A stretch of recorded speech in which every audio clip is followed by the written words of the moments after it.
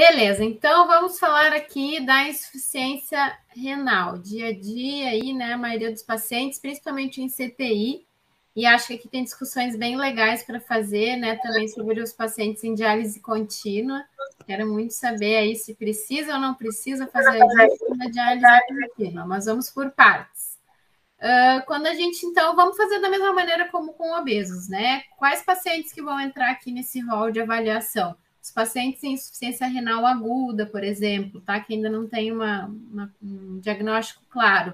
A gente também vai precisar fazendo esse ajuste, mesmo que ainda não esteja assim uma coisa mais estável? Sim, sempre vai ter que fazer o ajuste, né? E aí não tem como. Na prática, a gente acaba já sabendo, né, o que fazer para cada paciente, né? Mas sempre você vai ter que recorrer, né, ao grupo de stewardship que monte as suas tabelas, né, de ajuste, mas observação grande, né? Todos os estudos, né, de ajuste de dose para pacientes nefropatas, tá? Os estudos são com um N muito pequeno de pacientes, tá? Então, fique, né, pensando que aquela tabela que está te dando uma ajuda, então, o paciente tem um clearance, né, menor do que 50, então você vai usar lá o Cadigo, o Cockcroft, cada antibiótico talvez tenha um melhor método, em pacientes obesos talvez mude isso, mas assim, na prática, na minha opinião, a gente vê que as diferenças são tão pequenas, né, que não tem um impacto final muito grande entre você usar, né, um ajuste, fazer um mini clearance, fazer um Cockcroft, fazer um Cadigo, não vejo assim como algo que vá revolucionar a prescrição do seu antibiótico, tá? Faça o que for mais fácil, o que tiver na mão. É melhor fazer do que também não fazer nada, né? Fazer qualquer um deles tá bom. Mas os estudos são com poucos pacientes, tá? Então, isso tem que ficar claro.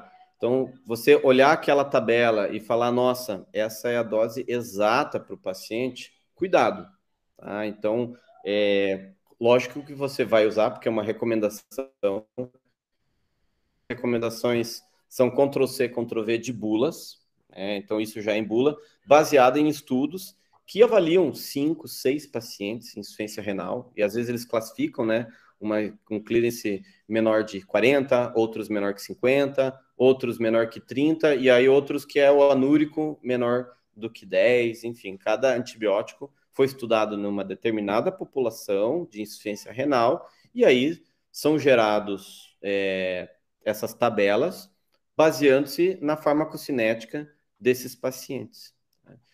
E aí, obviamente, que nós temos uma série de antibióticos que não precisam de ajuste para a função renal, né? Geralmente são os antibióticos lipofílicos, porque eles são ou metabolizados no fígado, ou a excreção deles é pelo tecido, tá?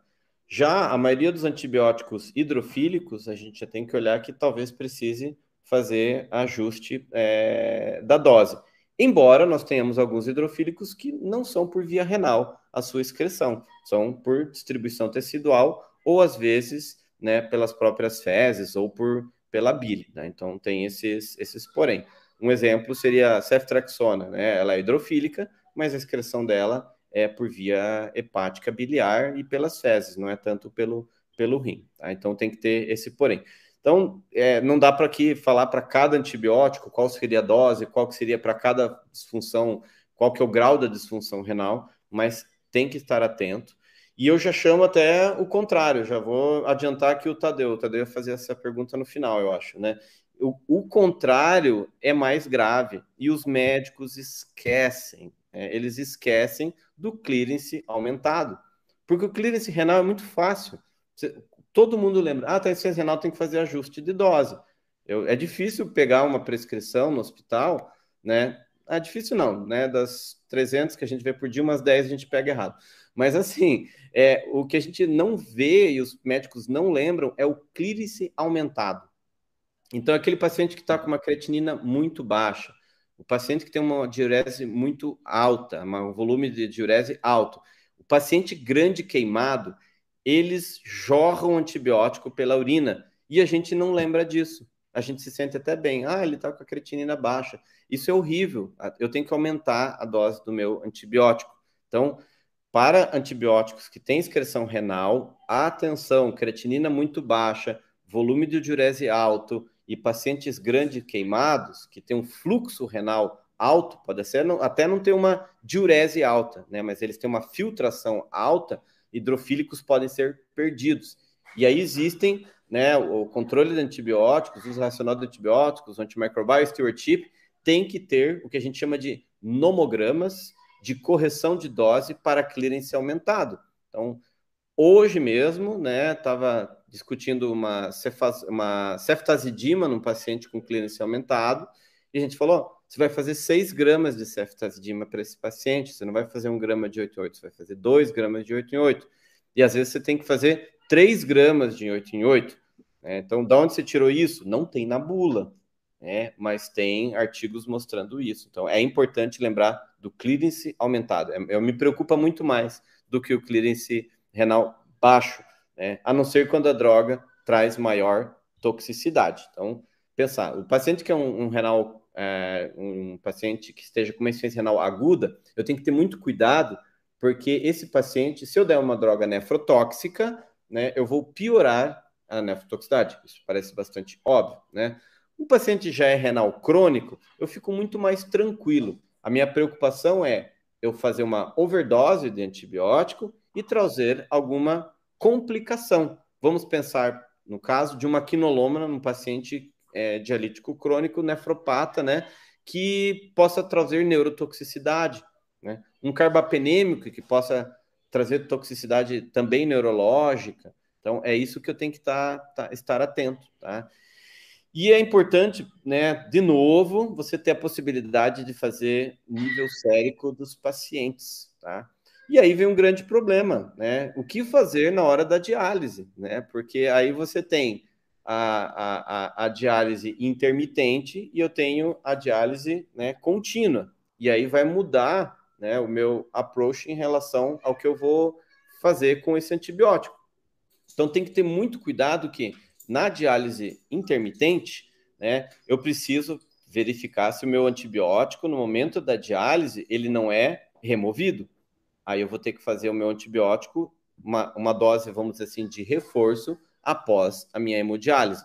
Então, esse é muito importante, tá? Você verificar. Ou, né, pode ser que isso não faça diferença nenhuma. Então, tem que ter muito cuidado, porque pós-diálise aguda, dependendo do antibiótico, eu preciso fazer uma dose de reforço.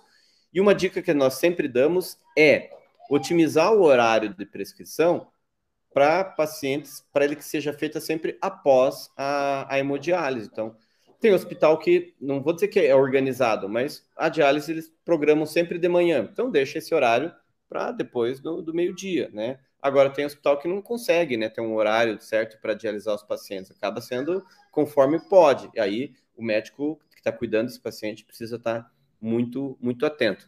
E, às vezes, você pode conversar com a equipe que faz a hemodiálise, a própria o técnico de hemodiálise, que pode ser um enfermeiro, orientá-lo, olha, o antibiótico, assim que terminar a infusão, você pode, terminar a diálise, você já pode fazer o antibiótico. Então, isso pode ser até mesmo combinado com a equipe, tá? E na diálise contínua, Felipe, porque isso era uma coisa que me deixava muito angustiada, porque era muito comum os médicos falarem, não, mas é diálise contínua, então não precisa fazer ajuste nenhum, porque é como se estivesse tudo funcionando normal, não, né? é o maior perigo, porque a diálise contínua, né, você faz um fluxo de filtração muito maior. Então, dependendo do antibiótico e como você está fazendo a diálise contínua, você pode perder muito mais antibiótico do que numa intermitente. Então, às vezes, você tem que dar mais antibiótico, né? Então, tem que ter cuidado, porque aí sempre você vai ter trabalhos, né, de hemofiltração veno-venosa contínua, enfim, você vai ver qual que é o tipo de diálise contínua que você está se propondo a realizar, e aí você precisa pegar a tabela e ver qual que é a correção, né, nesse tipo de diálise, porque pode ser que você precise fazer mais antibiótico, né, dependendo do capilar que você está usando e a forma, né, de diálise contínua que você está fazendo. E eu já trago aqui uma outra questão, Laura. a gente teve uma experiência grande, né, com o COVID, que é, né, quando você vai fazer a circulação extracorpórea, ECMO? o ECMO, tá bom? Você também precisa ajustar alguns antibióticos quando está em ECMO. Então, é mais um desafio, tá? Então, vai fazer ECMO, né? Tem que verificar, porque alguns antibióticos precisam fazer ajustes, tá? Contínua, ajustes, né? Diálise intermitente também ajusta. Então, esse é um paciente que a gente gosta de trabalhar, né? Porque é um paciente que dá trabalho para a gente, é desafiador, e você precisa ter já. O ideal é que quando você monta um programa de stewardship, né, você não deixe isso passar batido, né?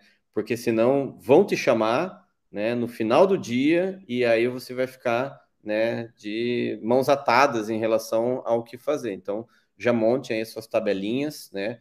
Então, se o teu hospital tem todos esses serviços, né, monte tabelas de correção para todos eles, tá?